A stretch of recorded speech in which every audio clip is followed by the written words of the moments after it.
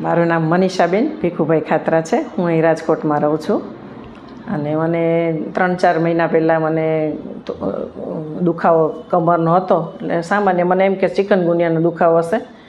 પછી ડૉક્ટર સાહેબને બતાવ્યું, પણ કીધું રિપોર્ટ બધા કરાવ્યા. પછી અમે નિધિ કુમાર પટેલ સાહેબ પાસે આવ્યા.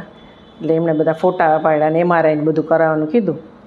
એટલે એમાં જોયું તો મણકા થોડા ખસતા હતા અને ઊભી રહું તો મને થોડા ટાઈમમાં પાછું બેસી જવું પડતું. 5 મિનિટ ઊભી રહું, બેસી જવું, થોડુંક ચાલું 5-10 મિનિટ, એટલે પછી દુખાવો થાય, સખત દુખાવો થાય.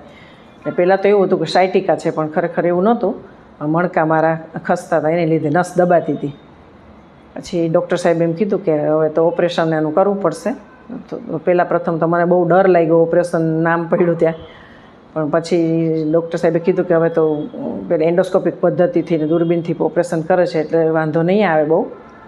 એટલે પછી ગયા અઠવાડિયે મેં અહીંયા શિવ હોસ્પિટલમાં નિધિકુમાર પટેલ સાહેબ પાસે ઓપરેશન કરાવ્યું, જેને મને ઘણો ફાયદો છે.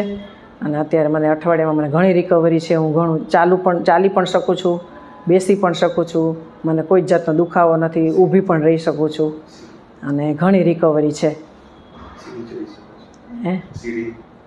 હા, સીડી પણ દાદરો પણ ચડ ઉતર થાય છે મારાથી, એ ચડી શકું છું. પહેલાં મને એનાથી દુખાવો થતો હતો, ખેંચાતી હતી નસ અને દુખાવો બહુ થતો હતો.